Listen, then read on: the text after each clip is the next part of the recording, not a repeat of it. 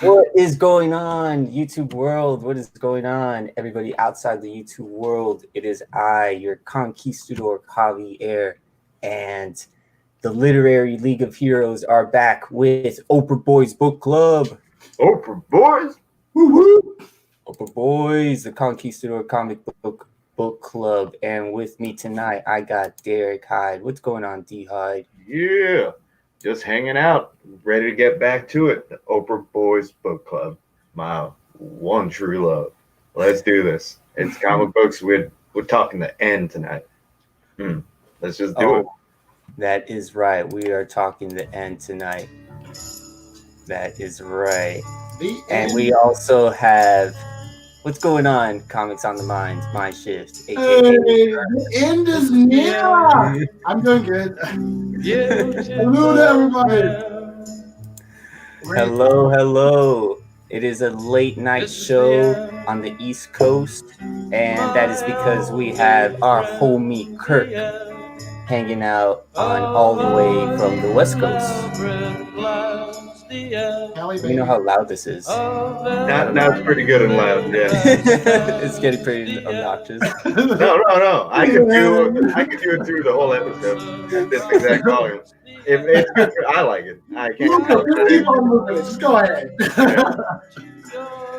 We are doing OPRAH Boys Book Club, the Conquistador Comic Book Club, Marvel's The End one-shots. And of course, we have the amazing Conquistador comic book chat hanging out. I know I have to finesse the wheel just correctly. And it's actually pretty cool because if I screen share this is actually scenes from Apocalypse Now. It should be, yeah. That's hilarious. Oh man. So we have Life with Two YouTubers, of course, and 90M of Comics. What's going on, guys? Anybody else who's watching, thank you for hanging out. Marvel came out with these The End one-shots recently. I think it was last month. They came out with 5 or 6 of them. We, of course, we're going to be talking about Venom, Captain America, and Doctor Strange. We're going to be talking about those 3 tonight. We might dive into the other ones in the future. Who knows? Because, there was an Miles Morales, an Amazing Spider-Man Miles Morales one. And there was also a Captain Marvel one as well, which was pretty cool. It was like she's lost in space, But nonetheless, us Literary League of Heroes are going to be talking about these 3 that I just mentioned. Venom, Doctor Strange, and Captain America. And I guess we'll just dive right into them. Yeah, let's jump right in. I'll have to cut this out here. Bam. Oh, I was swaying. Yeah, right? It kind of has it sets the mood, right? But just put it back between every comic to bridge. I mean, I think I can only do 30 seconds, and then I don't know. We'll see. All right, fine. We'll get the YouTube hammer bam,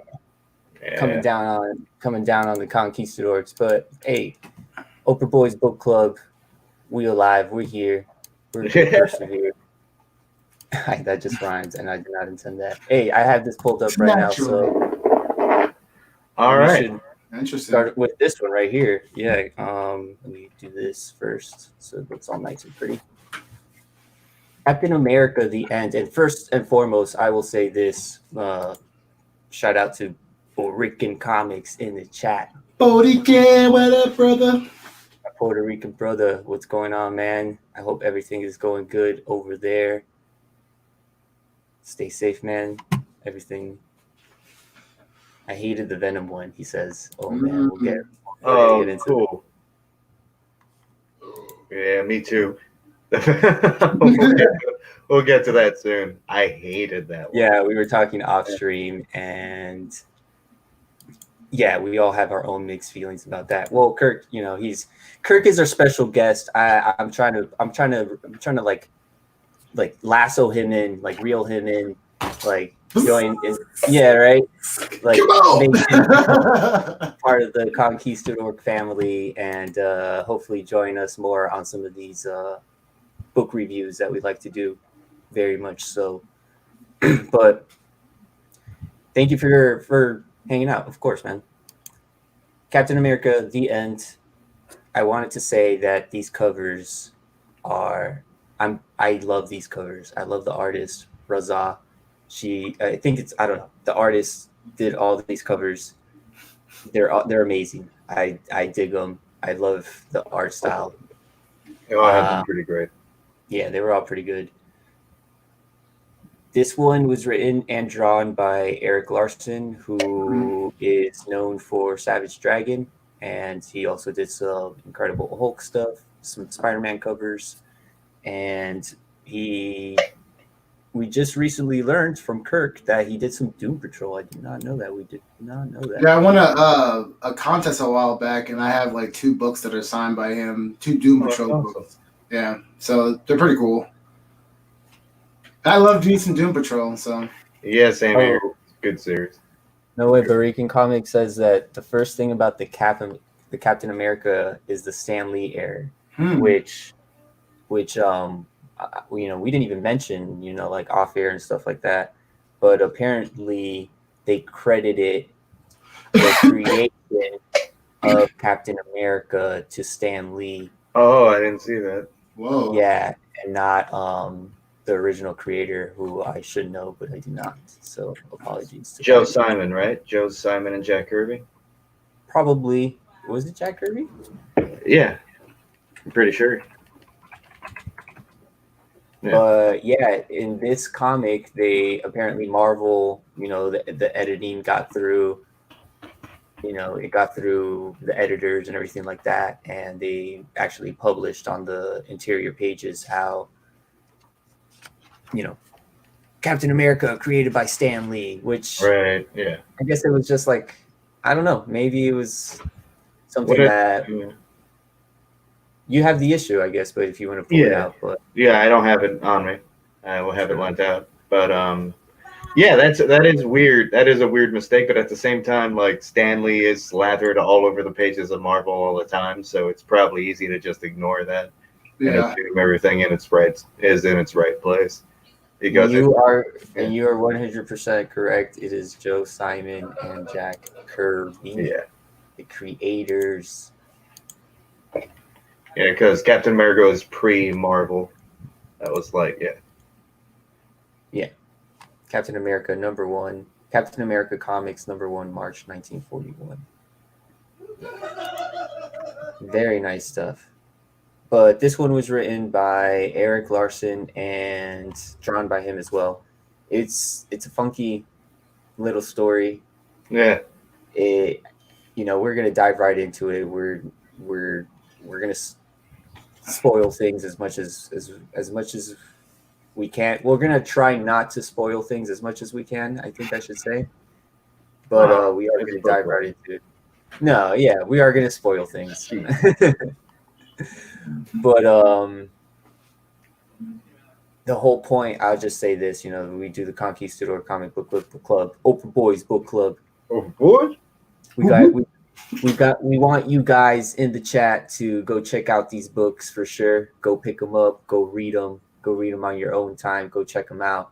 They are some interesting stories, and that's why we're here. We like to review these books with you and get your opinions in the chat as well. Yeah, definitely. And it has been weeks. I think these came out probably last month, if I'm not mistaken. Yeah. The ends came out a little more recently. Yeah.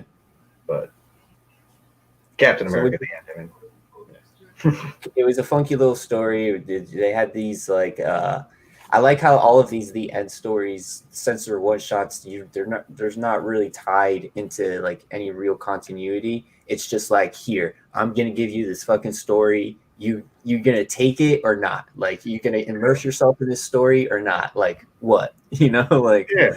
And they're fun. They're a lot of fun, and they're almost like what ifs.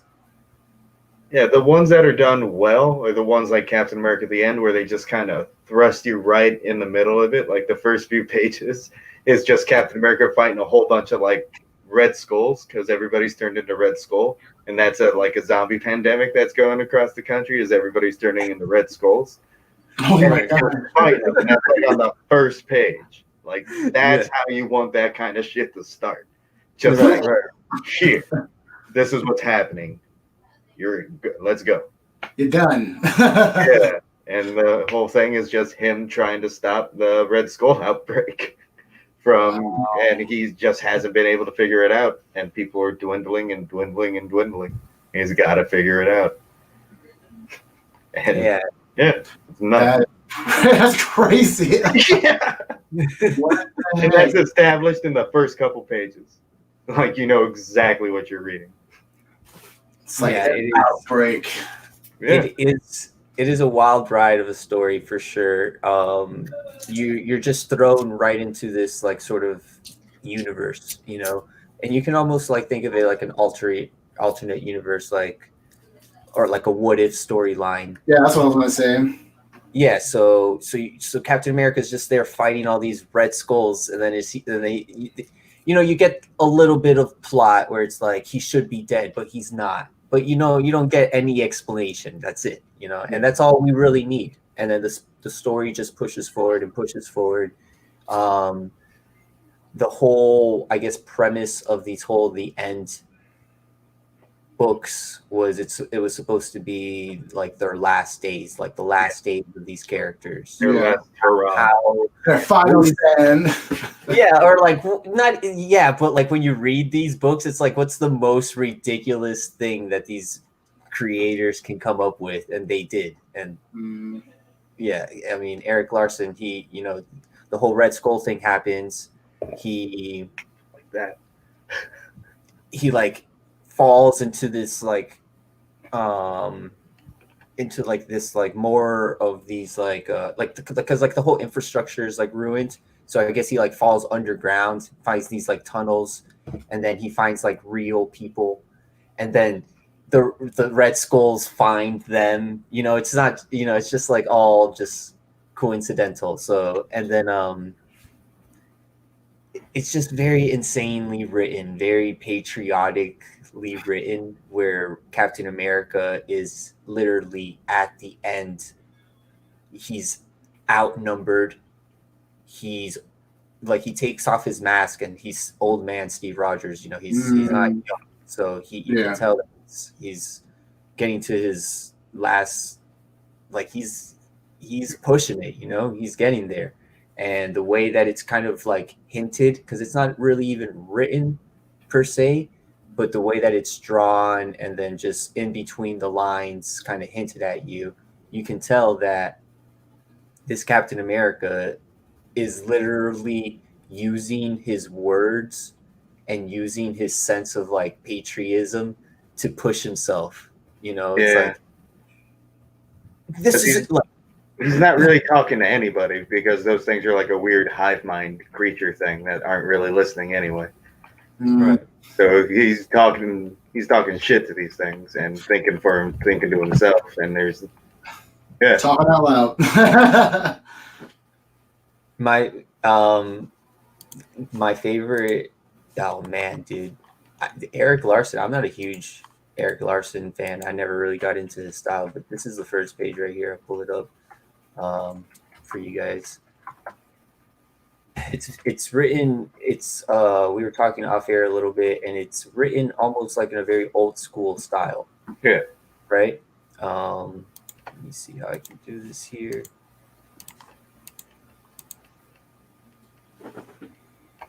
Oh wow. So you almost get like an even like a golden age feel, like or like, you know.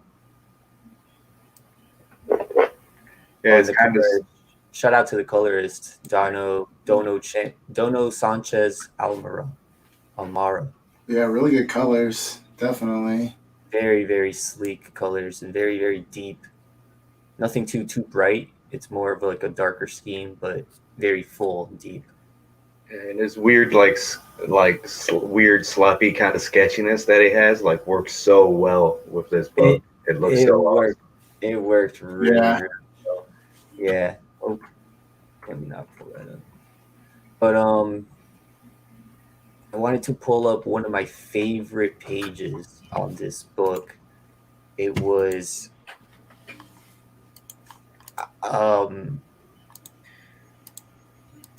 it, the I you know it's very interesting when you see certain writers use certain words in comics. I see those things. I don't know. Mm.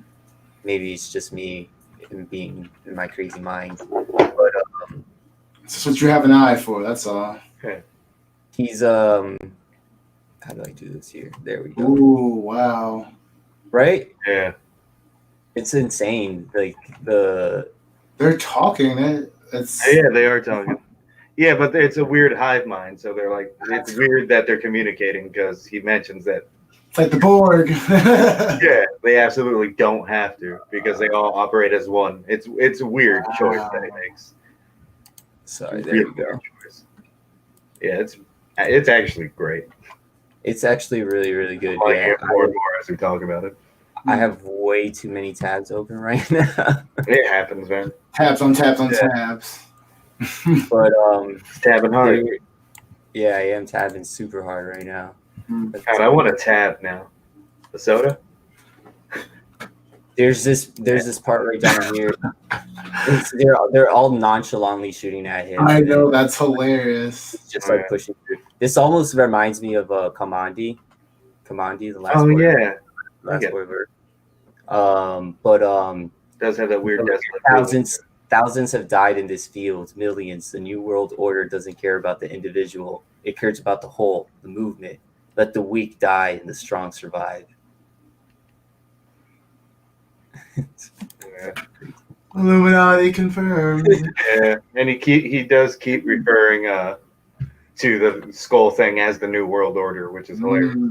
It's pretty gnarly. Like he does that like a few times. Shout out to Tab Cola. It's a beautiful. Yummy in my tummy. I heard my tab drink joke. Yeah. But all right. Awesome.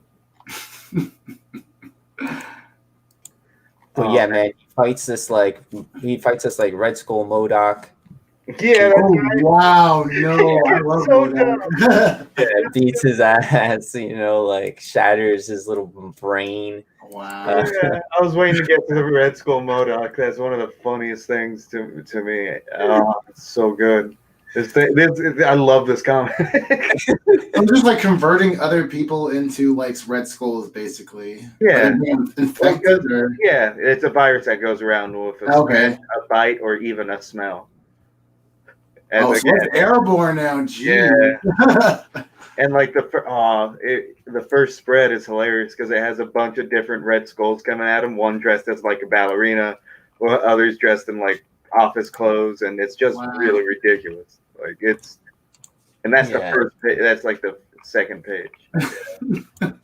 It is an insane comic, but he, like, the people he's traveling with, I guess, get turned, and he like starts losing hope. And there's this one splash page of Captain America where he's just like distraught. I guess, I don't know. He comes to like this realization because he starts seeing how pretty much the whole world is turning into Red Skulls, like everybody, right? Yeah. So he starts to like come into this thought where he's like, okay, now I'm the only one who's not a Red Skull. And then he's like, let me pull this up here.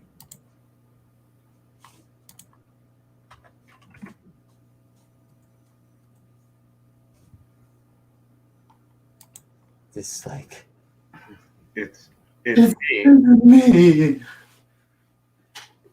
He's just like, what? How come he hasn't been infected? because it's him. He's the antidote. His super soldier serum and his Oh my pure goodness. Captain America blood is I know where this is going. yeah, the antidote. And so he just goes putting around in everybody because he discovered through this little girl that he gave some blood to in a transfusion to save her that she was immune now. And so yeah, Captain America's blood is what saves America and gets rid of the Red Skull virus. Oh, And so this is so funny. How it ends is like The best part is how it ends. he's just like sitting in like a hospital or a doctor's office somewhere, just withdrawing blood, going like, well, this is what I'm pretty much, I can't remember the exact wording, but it's, well, this is what I'm doing now. I'm just giving my blood to everybody who's infected all the time, always. He goes He's into training himself till that's he's crazy. done. Till he's just got no more blood. That's like, oh my That's what I god! think is that they don't clarify. So With all the technology they have, they can't like synthesize his blood, and it's like, no, we need fresh squeezed Captain America blood. well, they've been trying to synthesize and make the super soldier serum forever, and they've never been able to do it right. Yeah, I guess yeah. People's heads always blow up or some shit, like at the end, or they turn into terrible monsters. It's something they've never been able to replicate it. So I guess I'm stuck. All right, let's do it. Hook me up. It's so good. It's I might pull it up. I don't know. I closed everything out, but It's all right. he's like in this doctor's office, right? Or like in this military base. And it's just like not even anything crazy.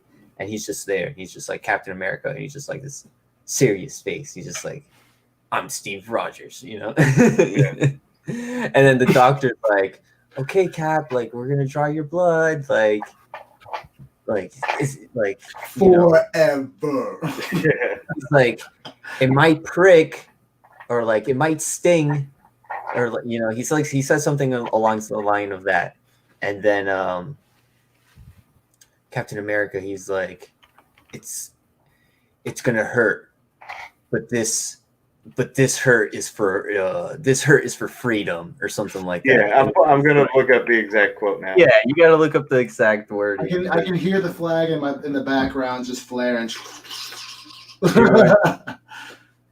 It was insane. Yeah, it does. Yeah, I think this may sting a little. It doesn't hurt a bit. It feels like freedom. Freedom. That's what it is. Chris for America. Yeah.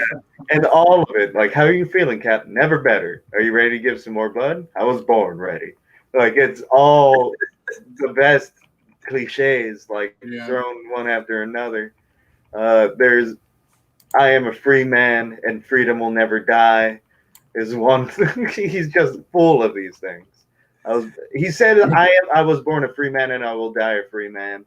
He screamed, I am an American and I will fight against tyranny and oppression in all of its forms. I will fight for the American dream, for life, liberty, democracy, and freedom. I'll never surrender, not to you, not to anyone. I am a free man and freedom will never die.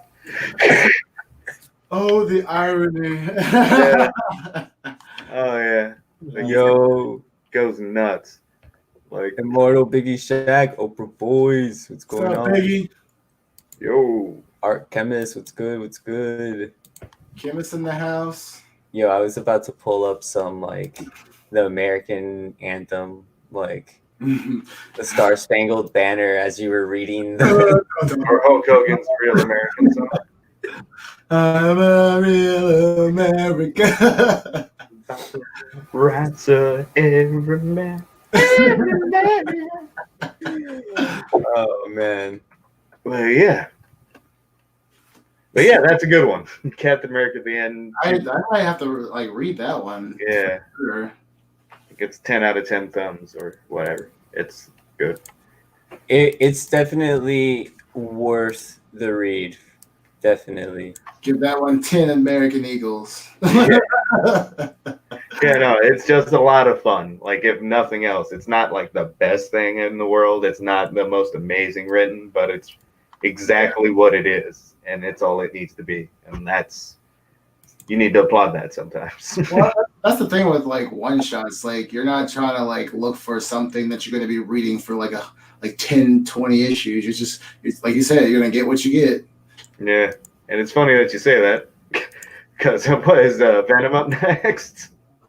Yeah, Venom is definitely up next. Yeah. This is our lead up to Venom break or Venom to Venom break. I should say right now.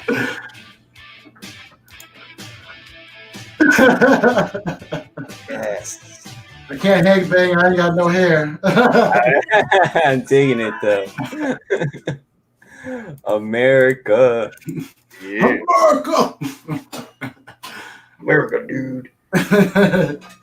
Hey, man. Get on the America train, dude. America's got to give his blood up, man. But, yeah. Yeah. Oh, man. I'm so pumped. That Captain America issue made me so happy. Just talking about it again, I forgot how great it was. I just like the fact they like weaponized like the Red Skull, or he weaponized himself. Yeah, it was like his last big hurrah. Wow. Who knows, man? So MODOK was doing some crazy things. Oh well, MODOK was a big Red Skull too because he got Red Skullized. Like, so did you see other superheroes as like Red Skull characters too, or no? Oh, I think you saw like in the background. I'm pretty sure you could see like little Easter eggs of heroes costumes. Yeah. But yeah, he said they were pretty much all wiped out. Yeah. It was like once you would like get in contact with somebody else who had it, then that was it. And you would like even see people in the book like go through the transformation. It was pretty cool. I liked it. I recommend it. I think you guys, if you see it, pick it up.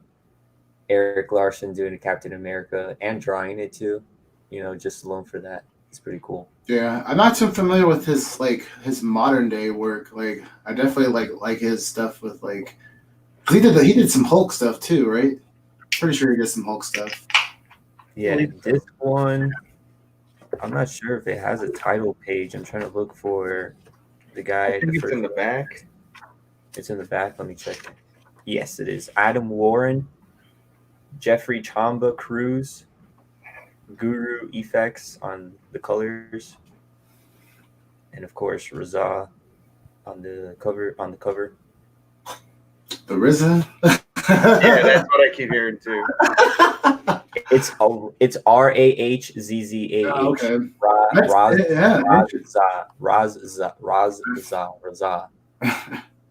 Yeah, this is a pretty cool cover. I dig this cover. I like the dark ambiance. Is he underwater or is he like in space? Kind of get like feel. He's in space. Yeah. Okay. This whole book is sort of like a weird space sci-fi story. I know Derek has his own opinions about it. I'll say mine first. What's up, Southern Comic Geek? Yo, Southern Comic Geek. What's up?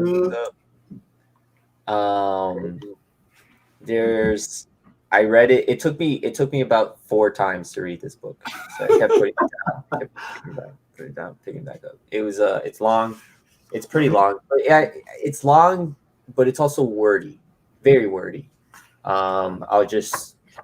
And the panels are very unconventional. This book is written and laid out in a very unconventional style.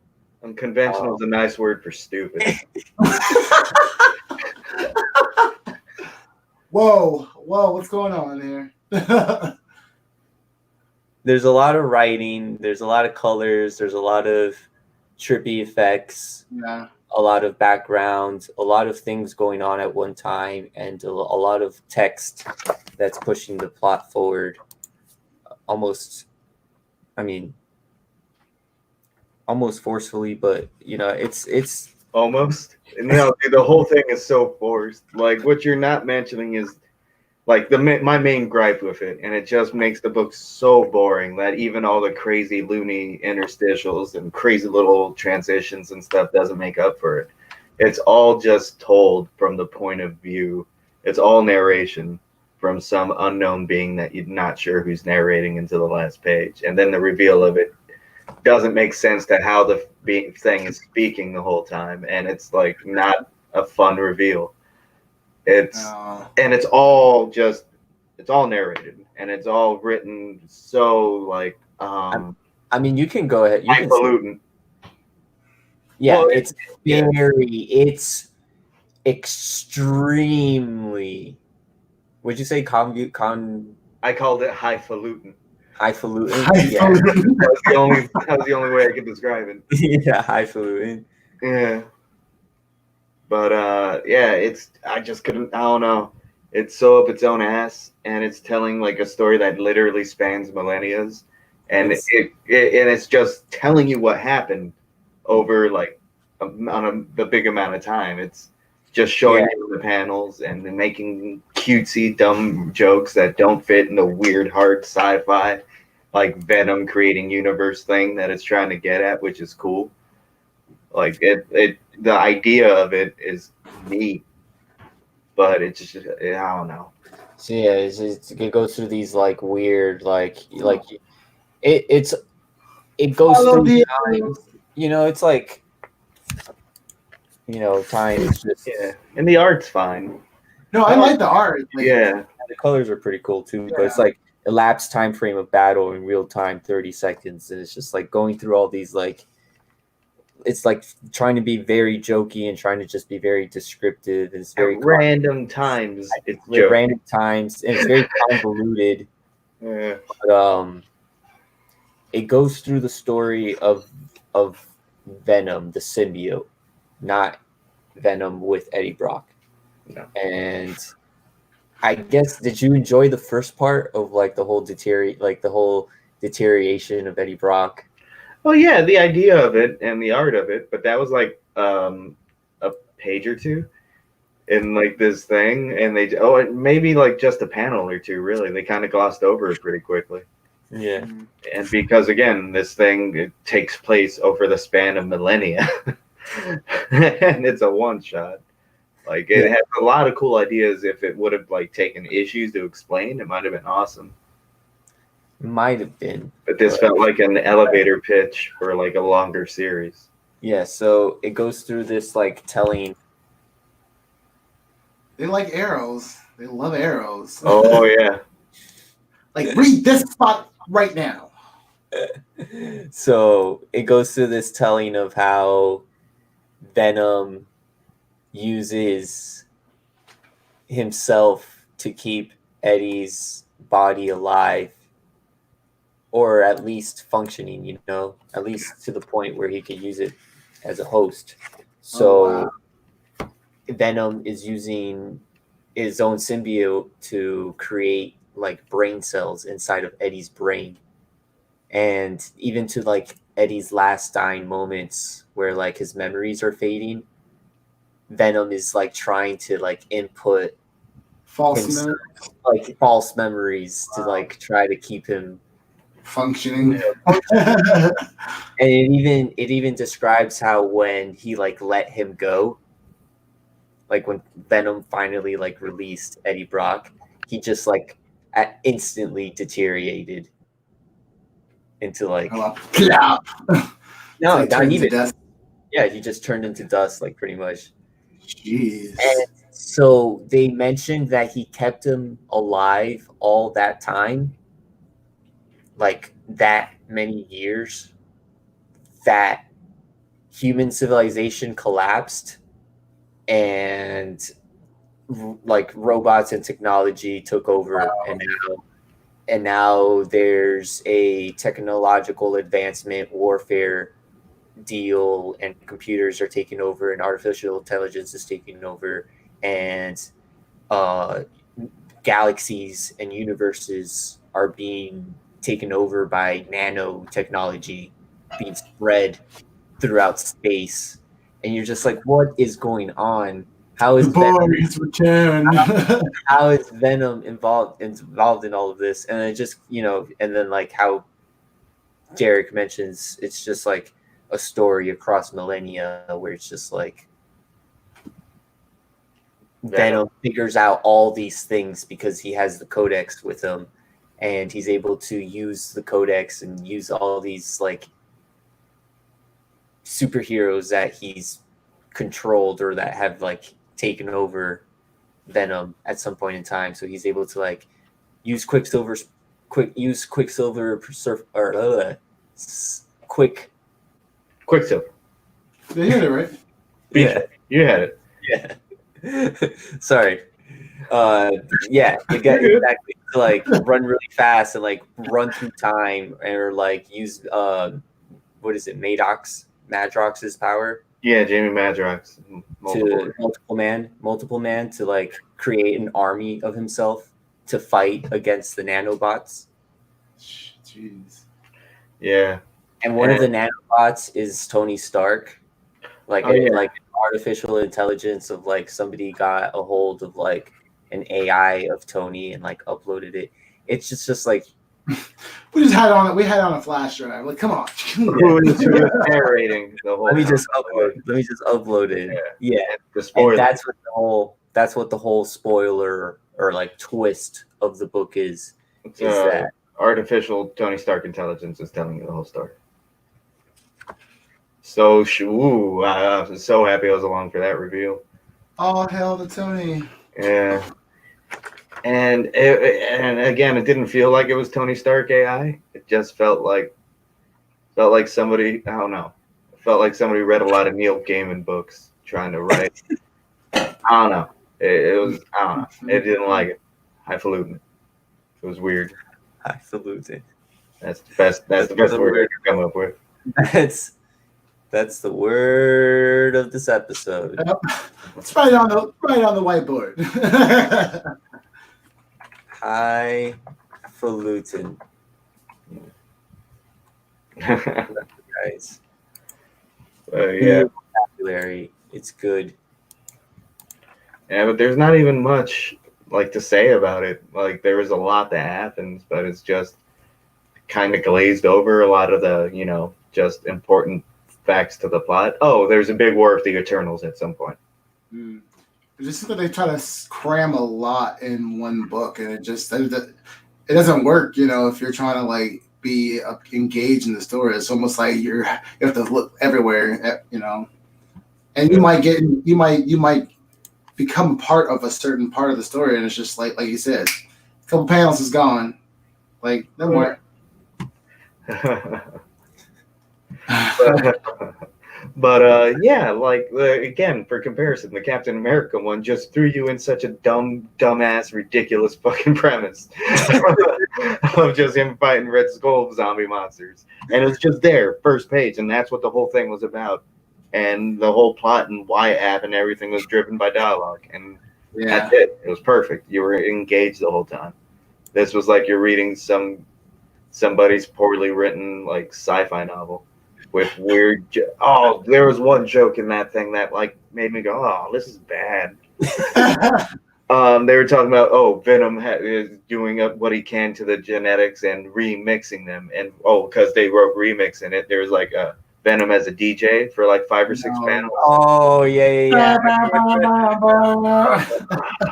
I was just like, really? What? Like, it was like written with the humor of like a not so great Deadpool comic. And it just didn't fit. It was weird. It's very strange.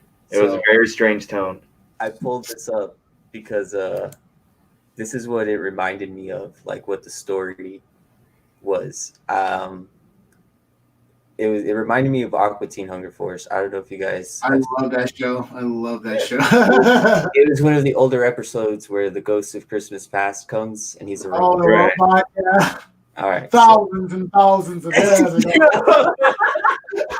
I had like the first 5 seasons on DVD.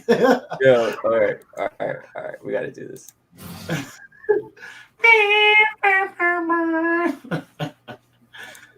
Don't you? No, I remember eating coffee. And the war of man against machine raged on through the early 70s. You don't remember because back then it was only a prophecy, but now in the future, the past has occurred. Hey, just hang on a second, okay?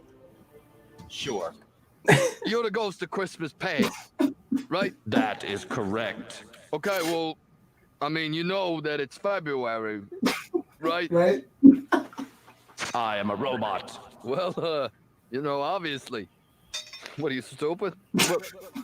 Well, no, I'm. Well, I will see you in December. Tomorrow. Okay, whatever there. Just lock your door and away. A convoluted, Never mind, just leave. just all over the place story. Yeah, It's very accurate. No sense. Like that's hilarious. Yeah, 1,000 years in the future, 100 years ago now, there were, it's just like In the past, we were stuck in the future. thousands of years ago. shout out to my boy Venom. Not gonna lie though. Like that. well, yeah, but it's just very strange. It's not like they could have been a good thing if they drew. But it just couldn't have been done that way. Mm. I don't know. It was. But then we have a gem. We have a gem though. Yeah, we have do. amongst a lot. And of course it happens, sometimes you read a really good story and you're just like, wow, this is I'm happy I get to talk about this, Oh yeah, and I guess it didn't help that was the last of the 3 I read. The only one I read though. Yeah, here we go. Like this is a good one. Which was worth it, I would say. I definitely want to read that Captain America one. That I slept on that one for sure. Yeah, I jump on that. That's such a good read. So we have Doctor Strange. It might be in the back again. Let me see. Yeah, it's in the back.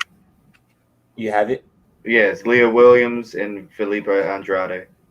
And Chris O'Halloran as the color artist. Nice. Leah Williams and Christopher Andrade. He does Felipe Andrade. Sorry. He did the variant as well for this one. Oh yeah, it's a nice variant. I got that going right here actually. Oh, nice. Oh wow, that is a really cool variant. Yeah. Very nice variant, yeah. And the art inside is very, very nice. Yes, that's like probably one of my favorite parts of this read is like the artwork. It really like pulls you in, draws you in for sure. Yeah. There's a very nice mixture in between like the foreground and the background. Sometimes the background is just like a solid color, and then sometimes like, because of course you're paying attention to the foreground, but then sometimes there'll be like a mixture where there is like a background and it just like fits very, very nicely with the whole picture. And of course the coloring is very, very nice too. It's almost like I don't even know how to call this palette. It's like a very, very soft palette. Yeah, that's how I describe it too. Yeah. And almost like a mixture of like pastel and color pencils. Yeah. And like you said, it draws you in for sure. Yeah. You're almost like pulled into the story. I do want to pull up. Feels like a late 90s, like it's colored like a late 90s, mid 2000s kind of weird sci-fi Vertigo thing. Like it's great. I don't know if you guys watch anime, but like it reminded me of like Vash the Stampede, kind of like the coloration. That was a good anime. Yeah. Oh, it's like almost that like grainy. Yeah. Type of feel. Yeah. There is a lot of very, very good moments in this story. I think it's a very moving story. Yeah. Oh yeah, like it's very moving, very touching. I enjoyed the heck out of it. I love like the end game, like it was really, really good. But you're talking about like these were almost like what ifs. Like this literally connects to a what if, like which I loved because like there's a what if where he's training like magic, Yeah. I didn't know this was tied into a what if. That's awesome. Yeah, I didn't know that either. I would definitely be interested to know which comic it would be tied into, because in this book it mentions how he, like, okay, so let me pull up this page and I guess bring up a little bit more context. There is an AI, since this takes place in the future. Doctor Strange has to deal with all these like technological advancements and how pretty much nobody now in the city believes in magic. You know, magic Yeah. has been kind of been forgotten about. So, but he still has like his own little shop, and he's like a psychic reader now. Like he does like palm readings and like tarot cards and stuff like that. But he's still the master of the mystic arts. But it's so funny. Like this is the first page, and he has this AI here, and you don't realize that it's an AI until the last panel. I love how it's like yellow. It's so subtle, but it's like it works so well, you know. Yeah, a weird like little almost Blade Runner 2029 little subplot. Not too. It's surprisingly good. It works. That's exactly like that's automatically what you think too, you know, like Blade Runner. So you have this like where he has this apple, and you find out that it's actually an artificial apple. Oh wow. Yeah, so he's feeding it to the AI, and he's like trying to teach. He's trying to like teach the AI and like tell her. I think her name's Christy. I believe so. Yeah, I think so. But he's trying to teach her like you disappoint me. You know, like you and this are one and the same. You are an illusion. This is an illusion. Like he's trying to like play this game with her, and like it's very very, you know, Blade Runner. You know, and eat my goddamn fake apple. Fake. Understand me. Right, where he's like trying to like make her understand, but in reality he's like trying to find some deeper meaning and everything. Yeah, and some companionship. Exactly. He's a lonely master of magic, and he has no other. You come to find out that everybody else who like deals magic and like has that magical connection in the Marvel universe has pretty much passed away. Yeah, and that leads to like one of the crazier, darkest things that was kind of played up for laughs in this book. Yep. He's just going around gleefully. Yeah, I'm sorry, I just got to get to it. He's gleefully like digging up the other magic users and like stealing their body parts for like a big, like almost magic bomb of sorts that he has to concoct using body parts and limbs and chunks of other dead magicians and shit. Like it's all good, just cherry picking like Wanda's heart or whatever the fuck it is. It was their bones, I think. You're right. I love that scene. All right, this is a beautiful, just creeping around like a weird Grinch. Yeah, right, but it's also very very beautifully drawn because you have the grave of Wanda, and it has like Scarlet Witch. I'm pulling it up right here for you guys. It's and I love like that Grim Reaper X or like the angel statue almost, you know, the wings. But yeah, you have Doctor Strange just pretty much going grave robbery, but it's all part of the plan. It's like a pact that the magic wielders. Yeah, they all like. They made this pact that. Yeah, it was their final hurrah. Right, their final hurrah, because you come back to the beginning of the book and Doctor Strange is there in his hometown or like in the city.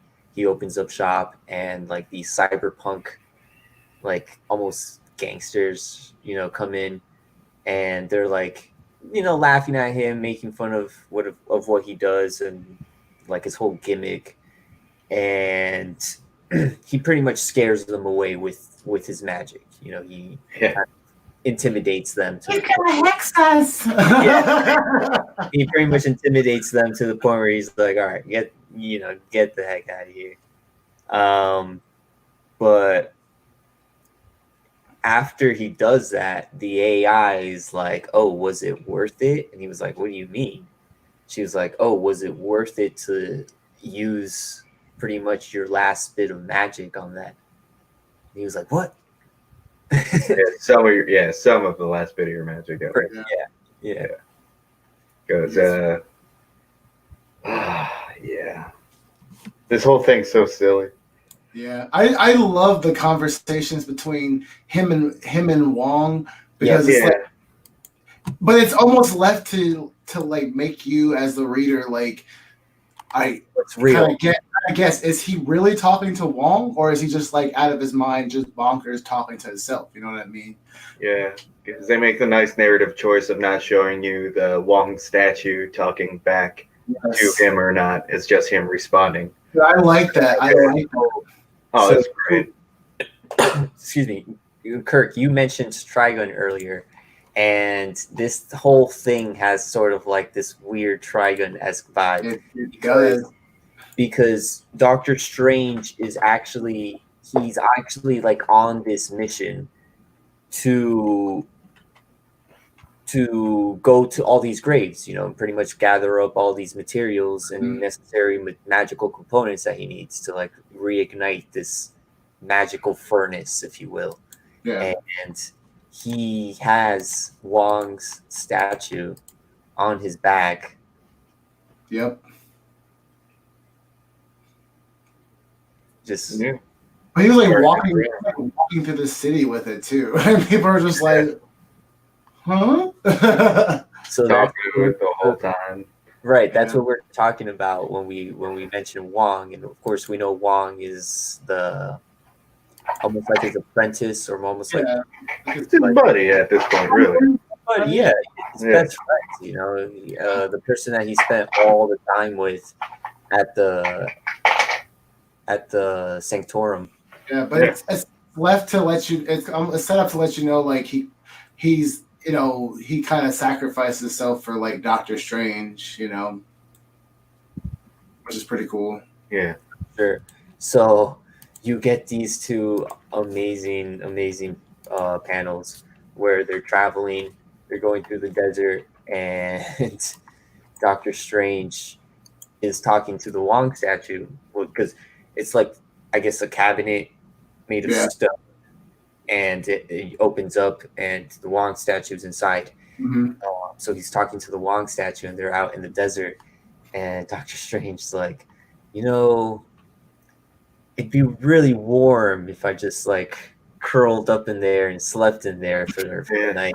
I love that too. And then in the next page, you see him crawling out. It's like it's the morning. Beautiful morning. Oh yeah, and then oh yeah, before he crawls in, he does happen to say, "I would if all my friends' remains weren't inside of you." And then the next thing is him just sleeping in there, and then tossing the bones back in when he gets out. Yeah, it's a crazy book. Yeah, it's hilarious. Yeah. So you have all that going on. He picks up all the materials that he needs, and he goes to this like place where he needs to go, and there's like this big, it's like pretty funny. It's a cauldron, which is like what like witches and stuff use, which is like perfect. So it's like this cauldron. There's like and it's always been this green fire. Of course, they're always dealing with like this green flame that if it goes out, I guess that's the end of it. It's always been dying out. So they go to this cauldron. He puts all the materials in there, and it's not really working. And then he has this moment where he's talking to Wong, and he's like, "Man, like, you can't like." I guess Wong is telling him that he's gonna sacrifice himself. Or throw me in there, and you know, to add to the flame. Right, and you see the statue just disappear, and then the fire goes off real big, and then Doctor Strange notices that it's still not enough, and he himself pretty much just throws himself into the fire. Yeah. That was a really deep part. that was very intense, and the dialogue was also very intense. I don't know if you guys Fucking magnificent. Yeah, it that was was almost like he was having, it was almost very climactic for him. yeah. Oh Yeah. yeah. And then it turned out, yeah. And then it turned out the whole sacrifice, the whole thing was to form the last bit of magic to like get it back out into the world and to crack Eliana magic with a K out of some shell that either that the Celestials or the Eternals or one of those things had her trapped in for some reason or another. It looked like, was it Eternity? It looked like Eternity. And she Yeah. said, yeah. I think so okay, so I don't want to get too much into this. I mean, I would like to, but so Magic has she's one of the strongest like magic users in the Marvel universe. Yeah. She has a connection with multiple magical sources, but she deals with, I think she was trapped in limbo. Yeah. I think she was trapped in limbo, so I think that's where she was. Oh, really? Yeah. Who, like, nobody can really get you out of limbo. So I think once that happened, probably Eternity was like, oh, okay, like I can pull you out. Yeah. I can free you. Yeah. And her response was great. She's like, yeah. Get with it, get on with it. Come on. Yeah. Like he's like he's like, I am Eternity. You are the third person who has come across me. The other two being, and then she cuts him off. Yeah. She cuts him off, and she's like, all right, get on with it. I know. Give me, and then she like takes the weapon that pretty much she was going to hand her. Yeah. That was great. Yeah. Go ahead. I loved it. No, I loved Magic. I think she's amazing. I think she's such a great character. Yeah, I agree. I didn't think that she was going to do this, and of course, she goes back to the Sanctum once she's like released, and But it's like set up for her to like take over in his place, Yeah.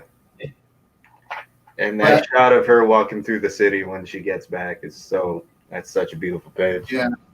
Yeah. I agree. But it's crazy because I read that what if what if like she was trained by she became the Sorcerer Supreme. That was a really good what if. And that's why I was like, whoa, they made a connection to that what if to this story. So that's pretty cool. No, that's awesome that they did that. I think is that when they came out with like the Thor one too? There's like the Thor one. There's like the Spider-Man became the Punisher. Yeah. It's like what's his name? Tom. I forget what his name. The dude that always used to bully Peter Parker. Oh, Flash Thompson. Spider-Man. Yeah. And there's like not a cyber one, but what if like the Ghost Rider was like metal, like a metal. That's pretty good. Yeah, I didn't read that one, but the cover looked really good. Sounds awesome. I only saw the Thor one, but I think. Oh yeah, I had that one. The Frost Giant. If he was Frost Giant, that's a good one too. Yeah. I didn't read any of those what ifs when they came out again. They were decent. That one's pretty cool because like you see like Loki as like an actual Frost Giant. If he was just was actually raised by them. Right. That's all. Instead of the whole image that he puts on. Mm-hmm. Yeah. So remember, guys, word of the day, word of the episode. Highfalutin. Highfalutin. What Venom the End is. Sounds like a fake sugar. I've been doing too much highfalutin today. Oh man. Good stuff. 3, 2. I should say 1. Oh yeah. One good book, one really good book, and one decent book. I'd say two pretty solid one shots, two great one shots, and one shots. one pile of garbage in my opinion. I really hated every second of it. I was so bored, and I'm not usually one bored by super wordy things. I'm usually all about it. I've seen other things written like that, and they're good, but it's just not this. They're too cutesy and too hard sci-fi. Like those two things don't mix. Pick something, you know. Yeah. Well, at least we got your opinion on it, and that's all that really matters, you know, because that's what this is all about. OPRAH Boys Book Club, the Conquistadork. Yeah. No, it's a good time. Oh. And I guess this is it always pulls up the video too. That's how good. All right, this is a good way to sign off, Bobby. Yeah. OPRAH Boys Book Club. We just did Marvel's The End One Shots. We did 3 of them. It was Captain America, Venom, and Doctor Strange. Go pick them up. Go check them out. Pick it up. Go tell us what you thought in the comments below. Let us know what you would like us to review, what you would like us to read and check out, and we will see you here next time. Thank you so much to my literary League of Heroes that was able to join me tonight, part of the Conquistadork family, and everybody in the chat. D-Hide. Yeah. Thank you, brother. Thank you, man. It's been fun. Comic-Con, the Mind Shift. Kirk. Yeah. Hopefully we'll see you here. Hopefully we will see you here in future episodes. Yeah, definitely. Bring me back. I'm down. And we will see you, everybody else, throughout the week and the weekends. Have a great rest of your night.